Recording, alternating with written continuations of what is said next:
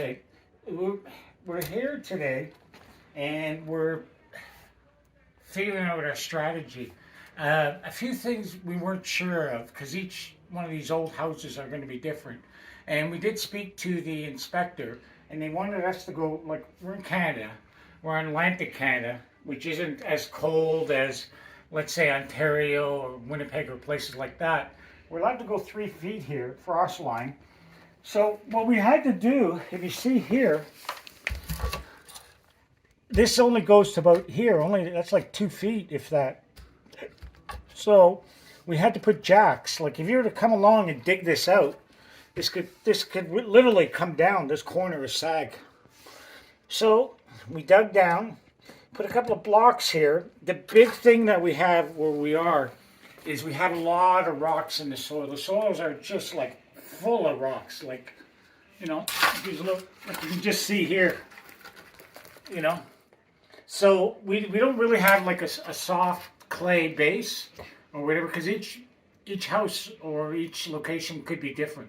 But in this case, we lucked out, so we're okay. We'll do this, then we'll put about a good inch, 2 inches of rocks along here for drainage, and that's about it. And then, of course, I'm going to insulate here. But the owner did luck out. See this beam here? We got a continuous beam right across. Not one bit of rot whatsoever. So we're very lucky. If this was rotted, then we'd be in a different position. So we got both beams here that are really holding the house. And we're in good shape. And we're going to have to go around all of this. And put posts all the way around, steel jacks. You know, it's gonna I'm gonna put styrofoam about here. It's gonna be my line, and I'll put bolts here to take up the weight. They'll come out and I'll tie in my rebar, and that'll be fine. But the big thing is what we're gonna do is one piece monolithic. All right. Now, if I screwed up on that pronunciation, correct me below. But I don't want to do this in 2 pours. I just want the 1 pour because I believe it's going to be way stronger. But the other thing is I can insulate. I could have this totally inside the home with maybe 4 inches of styrofoam on the outside protecting these walls. So there won't be any chance of frost going in on this concrete. So in essence, what I'm trying to do is create a mass that's going to be insulated, but it'll also hold the heat. So it's going to pay dividends to the homeowner later on. And we won't have to worry about water or anything else. We will dig a sub pump over there in that corner where the stairs are going. We'll dig in, we'll just to be on the safe side so that there's no water coming on. All right? And that's about it. There's not much to say here. I'm gonna be digging. I got help. I won't be doing this by myself. And let's go move some dirt. I wish we could have got equipment here. I know that there's that little power digger that you can get, but I can't rent it here. So it hasn't been that bad. It's with a couple of guys, I'm not going to complain. It's gone faster than I thought. So. What's nice now, we're a little more motivated. We know what we're going to do with the concrete. We know the floor, what's involved. And we know on the second extension that we'll be doing the exact same thing. But in the back, we believe we can get the equipment in. There's a laneway where we can get it in. And that section we're going to take totally down. So we won't be going through this by hand. This has got to be the worst. In the sense that you're literally going inch by inch. Every hours when you start doing this feels like 8 hours. So the only real advice I would give would be take your time. It's a marathon, not a sprint. Watch how you move your body. If you've never done this kind of work, you're going to be humbled real fast. Go nice and easy. Don't try and burn yourself out because you got a lot of material to move. And like in our case, where you see the other posts on the right, we're also going to take down an extra 12 inches because you got to calculate too the thickness of the styrofoam that we got to put on the bottom, and we got to get it relatively flat. So when the concrete goes on top of the styrofoam, there's no hollow part because I want that concrete to be sitting on something solid. I don't want it to be like sitting in midair, and that could eventually crack over time. So we can't emphasize enough. Like you got to really plan this one, and we're very. I mean, I'm resigned in the fact that I'm okay with what we're doing. It's just like I said, the city wants it done a different way. They want it 3 pieces, but I believe the 1 piece, hands down, is a way better pour for this size. It might be a little different on a bigger pour, but this thing's only, what is it, 200 inches by 200 inches. So it would be perfect here for monolithic pour. All right. So here we are, just working as a team.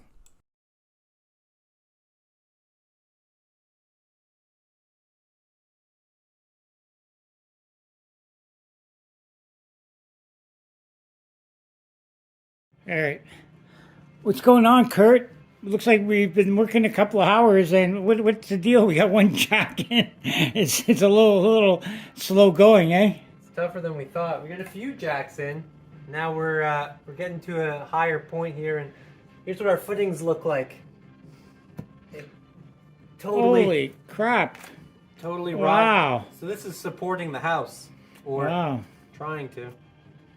Not much left there. I mean, there's this one too. Well, I guess we'll have to put a jack there. The other thing I see is it looks like you got a split post there. You see right there how it's joined? That's 2 posts. We got a jack on the right, so we're going to have to be careful to only go in that section, get a jack in there. We can't touch the left, eh? Yeah. We don't want to lose that. So we'll have to put 1 extra jack in here.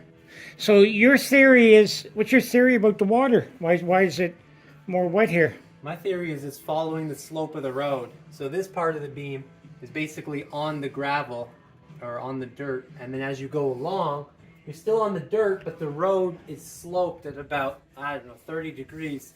So when you get over to the right side, it's not resting on the ground. The house is elevated a couple feet off the ground line, so the water isn't sitting on the wood as much. The water sits on this for years, and the other side, the water moves down to the neighbor's house. So his post might look like that too. Yeah, you know what I'm thinking too. I think you're right. And then in winter, it's probably elevated. Like if you got a lot of snow up on top, slowly melting, it's just coming down. Yeah. Down this hill. What I'm thinking of doing, I was thinking about it after, is out there do a full length concrete walkway. And like one level, like see where level we are. We're about 8 inches here, about 24 there. Get one friggin' shot there, right? And then have it sloped. And then we get the east trough on the new one, and keep all that water out of here. What do you think? Yeah, it looked good. It would look killer, and I think it would take care of our. Because even if we leave it here, I'm with you. I'm not feeling it here. Because we do all this hard work, and we got a slab here. Even with styrofoam there, you're still you could be at the mercy of water getting there. And I guess over here, I'm thinking putting a sub pump under the stairs here, a little sub pump, just to be on the safe side. We haven't really dug down a good 5 feet to see what's down there. Yeah, that'll protect us on both sides, on the outside from water coming in, and on the inside from water coming downhill. Yeah, because what I'm worried about is my other video. Remember we were at that restaurant and they just put the slab on grade, and you saw all the moisture went up on the tile, and it was no joke. That was a massive area, and it would be disaster here, I think. Go. All right. Quick, I gotta be fast on this. We're in public restaurant, and my decision about moisture migration through concrete. You see my feet slipping back and forth. That's only because there's no insulation or barrier put under the concrete when it's poured. And the moisture has traveled through up to the ceramic and made it quite slippery. I thought it was a clean coat. So the important thing is when you're doing new construction, new house, a lot of stuff makes sense. So on this project, the one we're doing now, I decided to put styrofoam in. It's going to be a lot of work, and I'm going to put another layer of styrofoam to block it so that there won't be any moisture, and you can't take it for granted because you end up with this, and the feet going. That's it. I'm sliding away, and it's all through here. This restaurant, I think it's about 4,000 square feet. So you got 4,000 square feet of a nightmare on your hands. You know, the only way they could fix this would be put styrofoam down and pour new concrete and insulate. Even if we're so careful, we got all the styrofoam, we got everything blocked, and then over time, you know, something's going up under and we don't realize it, huh? Yeah.